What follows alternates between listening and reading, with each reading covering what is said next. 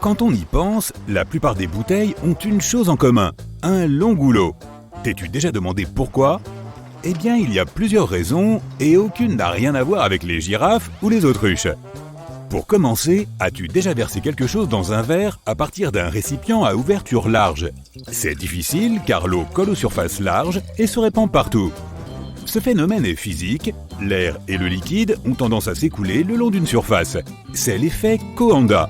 Il rend difficile le fait de verser un liquide car les molécules de ce dernier sont attirées par la surface du récipient. Une autre raison est la tension de surface, qui signifie que les molécules d'un liquide ont tendance à se coller les unes aux autres plutôt qu'à l'air. L'eau a donc tendance à rester groupée et elle coule d'un bloc le long de la surface au lieu d'aller là où tu veux. Un goulot étroit permet de la verser plus facilement, car le liquide coulerait sur une surface plus petite. Il y a aussi une autre raison d'ordre pratique. Un goulot plus petit nécessite moins de matériaux à la fabrication, ainsi qu'un bouchon plus petit pour le fermer. Le coût de la bouteille est ainsi réduit. Et il y a encore une autre raison. Le goulot t'empêche de réchauffer la boisson. Sans goulot, tu tiendrais sûrement la bouteille par le milieu, là où se trouve son contenu, et la chaleur de tes mains réchaufferait vite le liquide. Lorsqu'il y a un goulot, tu tiens ta bouteille par ce dernier. Cela limite la quantité de chaleur transférée à la bouteille et ta boisson reste froide plus longtemps. Si tu utilises une bouteille réutilisable, tu sais que parfois, elle peut sentir mauvais, même si tu ne la remplis que d'eau normale. Mais ce n'est pas l'eau qui sent mauvais, ce sont les micro-organismes qu'elle contient. Quand tu bois à la bouteille, des particules de ta salive et de ta sueur y entrent. Ces bactéries s'accumulent peu à peu dans la bouteille et cela crée une odeur. Donc si tu réutilises des bouteilles, lave-les bien tous les jours et fais-les surtout sécher complètement avant de les réutiliser. Certaines personnes réutilisent les bouteilles en plastique, mais ce n'est pas sans danger, car la plupart d'entre elles sont destinées à un usage unique. Le principal problème est la lixiviation. Les produits chimiques utilisés pour fabriquer une bouteille en plastique peuvent se dissoudre dans le liquide. Si tu réutilises une bouteille en plastique, l'usure peut créer des micro-rayures dans la bouteille où les bactéries se développeront. Il vaut donc mieux investir dans une bouteille conçue pour être réutilisée. Mais n'oublie pas de la laver tous les jours.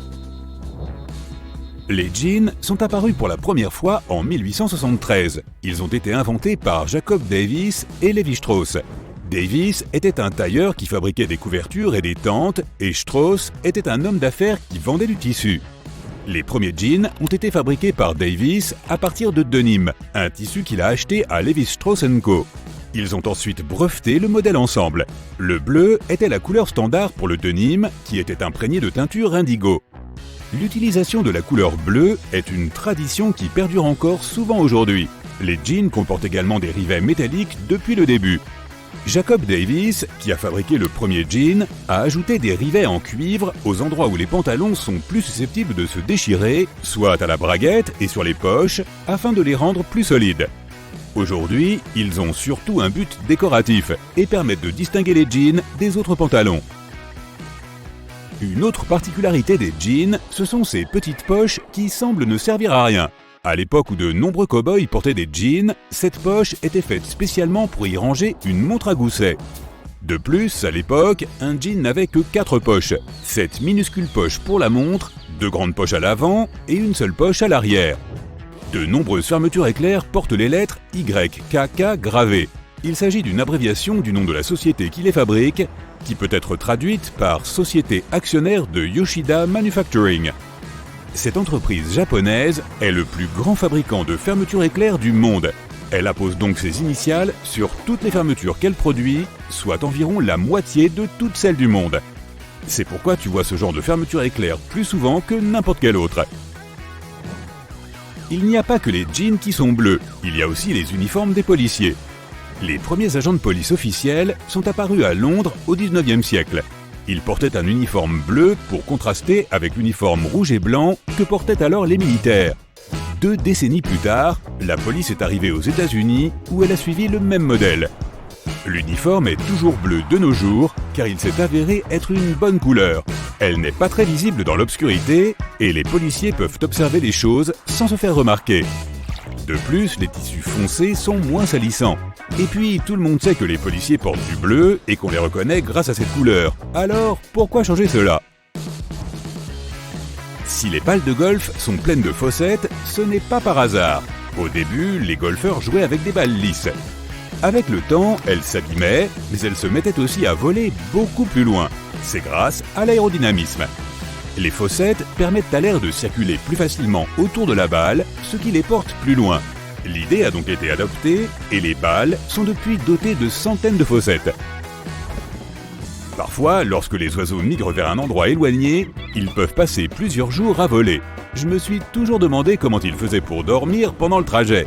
Eh bien, il y a plusieurs façons de le faire. Certains sont constamment à moitié endormis.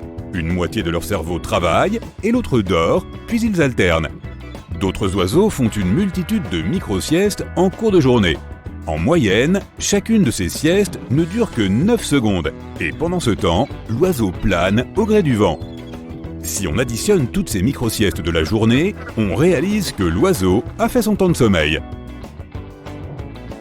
Les fers à cheval sont de véritables chaussures pour chevaux. C'est pour ça qu'on leur en met. Ils servent à protéger les sabots des environnements pouvant les abîmer, comme les trottoirs durs, faits de matériaux non naturels, auxquels les chevaux ne sont pas naturellement adaptés. Les fers à cheval ont cette forme bizarre parce qu'ils sont cloués au sabot. Le centre du sabot est sensible, et cela ferait mal au cheval si quelqu'un essayait d'y fixer un morceau de fer. Mais les bords des sabots ne ressentent aucune douleur, et c'est pour cette raison que les fers à cheval sont ronds, avec le centre vide. C'est comme si on leur posait de faux ongles. Lire a tendance à faire somnoler, et les personnes qui ont du mal à s'endormir profitent souvent de cet effet le soir. Mais si tu ne veux pas t'endormir, pourquoi cela arrive-t-il quand même ?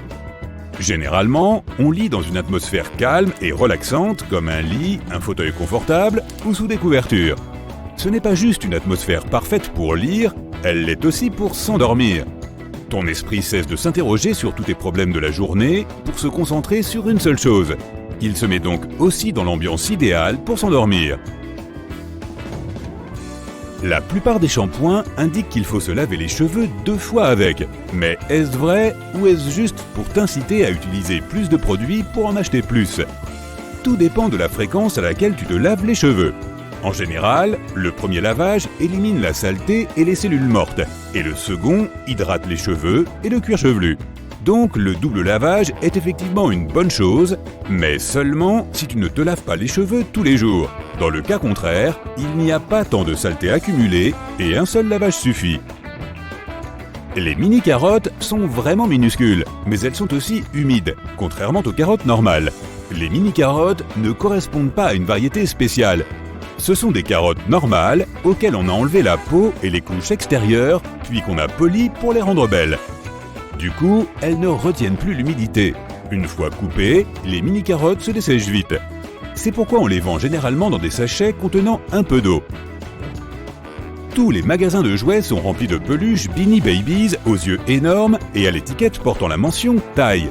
Il s'agit d'une petite entreprise de fabrication dont peu de gens ont entendu parler.